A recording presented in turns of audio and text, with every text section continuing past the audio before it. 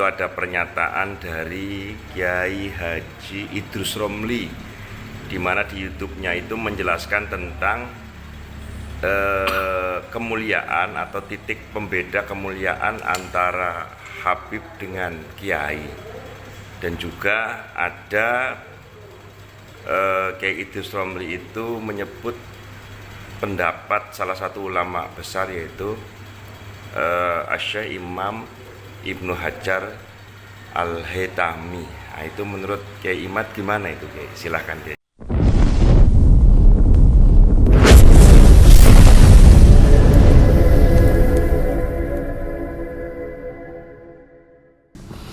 Assalamualaikum warahmatullahi wabarakatuh. Ada sebuah channel yang mengangkat ini obrolan seorang kiai dengan Kiai Haji Imaduddin Utsman Al-Bantani. Pembicaraan ini adalah pembicaraan mengenai tanggapan Kiai Haji Imaduddin Utsman Al-Bantani terhadap Kiai Haji Idrus Romli atau terhadap Gus Idrus, ya, tentang ungkapan Gus Idrus yang membaca kitab karya Ba'alwi, di mana karya Ba'alwi di situ secara teks memang mengkutip ungkapan dari Ibnu Hajar Al-Haytami, cuma dikonfirmasi oleh Kiai Haji Imaduddin Utsman Al-Bantani bahwa ya, Ibnu Hajar Al-Haytami dalam tulisannya tidak pernah mengatakan apa yang dikatakan oleh teks di dalam kitab Ba'alwi itu. Ini sering dulu ya kita bahas tentang kemuliaan Habib, walaupun bodoh itu lebih baik daripada 70 ulama. Sebelum saya bicara, langsung sajalah saya tampilkan video dari Kiai Haji Imaduddin Utsman Al-Bantani, ya, silakan.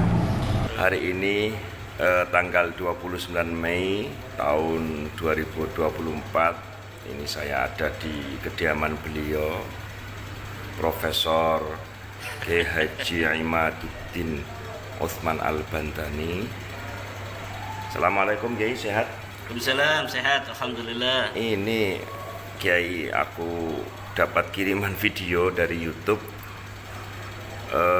Setelah aku dengarkan, aku cermati, itu ada pernyataan dari Kiai Haji Idrus Romli, di mana di YouTube-nya itu menjelaskan tentang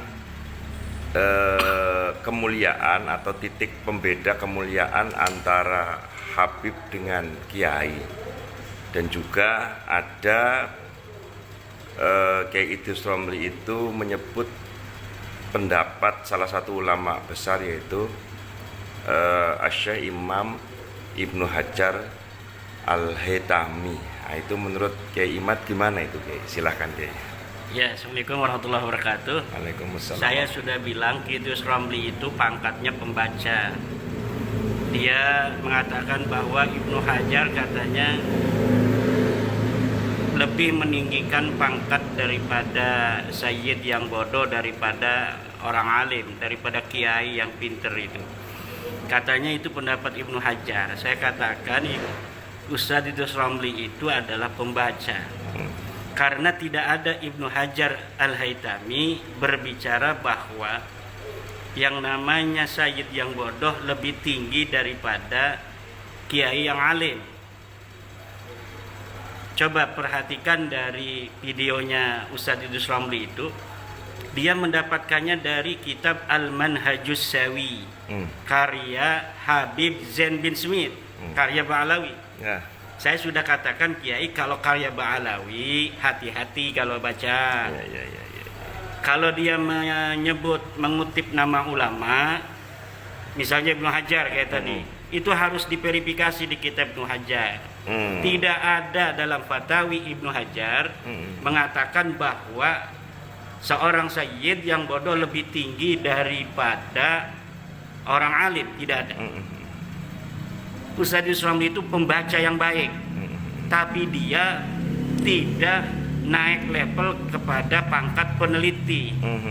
Jadi setiap ada orang berbohong, Ibnu Hajar mengatakan dalam kitab Al-Manhajus Sawi, dia tidak pernah merujuk kitab Ibnu Hajarnya. Tidak cross check langsung ke. Wahai Ustadz Idrus Romli, cari di dalam kitab fatawinya Ibnu Hajar, apa benar Ibnu Hajar itu meninggikan sayyid yang bodoh daripada orang alim? Tidak ada, Ustadz Idrus Romli.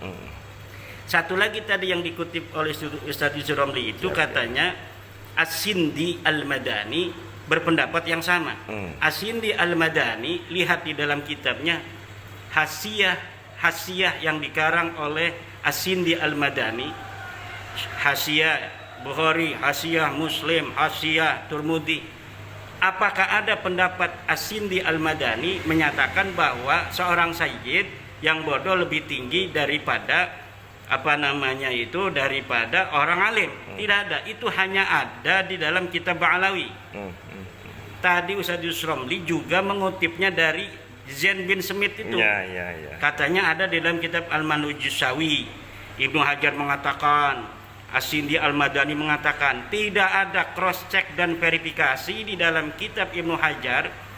Apakah betul Ibnu Hajar mengatakan bahwa seorang sayyid yang bodoh itu lebih mulia daripada orang alim? Tidak ada. Coba As-Sindi Al-Madani, betul tidak? Seperti yang dikutip oleh Zain bin Smith itu dalam kitabnya Al-Manhujus-Sawi, As-Sindi Al-Madani mengatakan seperti itu.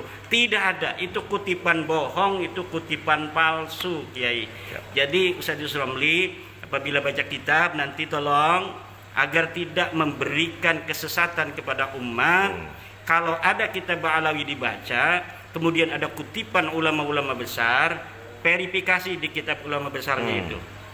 Kalaulah ada yang mengatakan bahwa seorang sayyid yang bodoh itu lebih tinggi dari ulama di dunia ini, itu hanya ada di kitab-kitab Ba'alawi. Syekh Nawawi Al-Bantani tidak ada. Orang yang bukan dari sayyid, dia alim, itu lebih mulia 60 derajat. Lihat dalam Hasyiah Al-Bujairimi juga demikian.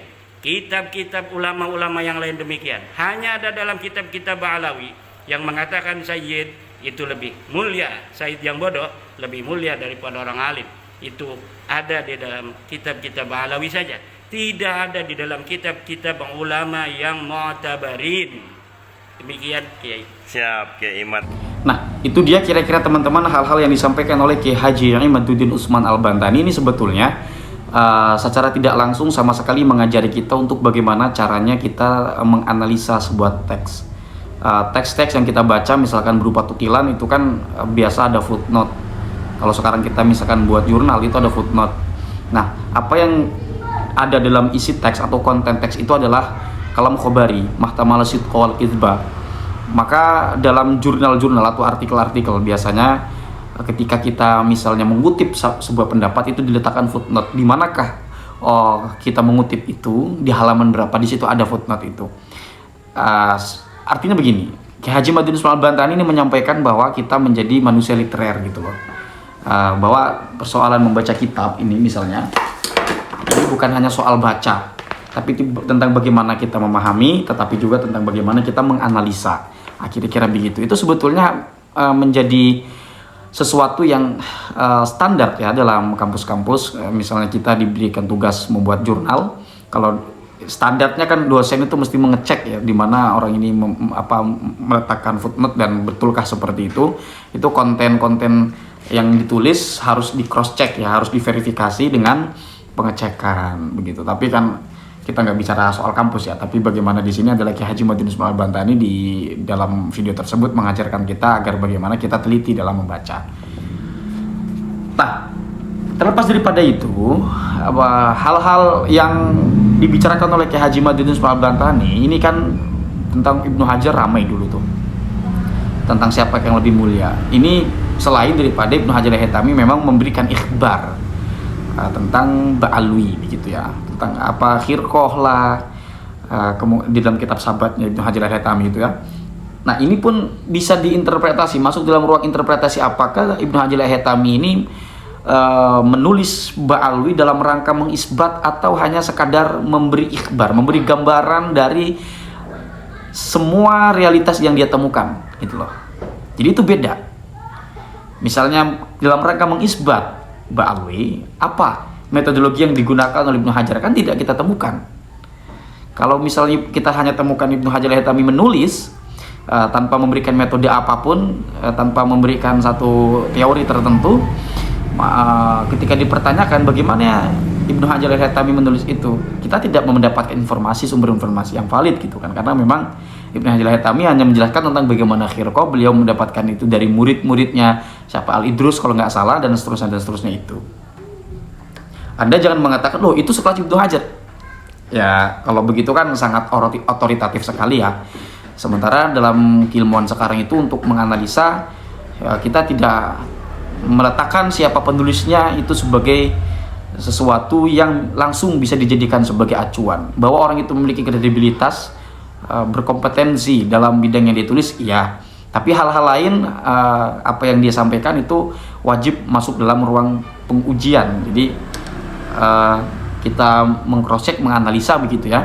Oh berarti Anda lebih hebat daripada Ibnu Hajar Al-Haythami ya? Ini pertanyaan-pertanyaan tolol yang sama sekali menurutku adalah pertanyaan yang tidak perlu dijawab, tidak perlu semua hal ditanggapi ya. Karena sama sekali pertanyaan itu ungkapan yang salah sejak dalam pertanyaan. Kira-kira begitulah. Kurang lebihnya kurang lebihnya saya mohon maaf kalau ada hal-hal yang tidak tepat saya katakan, mohon dikoreksi, mohon untuk kemudian diluruskan, dibenarkan ya. Kita sama-sama manusia lah. Terlepas daripada itu, kita di ruang-ruang perbedaan atau dalam semua perbedaan kita tetap saling mengedepankan rasa cinta kita sebagai sesama manusia. Kurang lebihnya saya mohon maaf, sekali lagi saya ungkapkan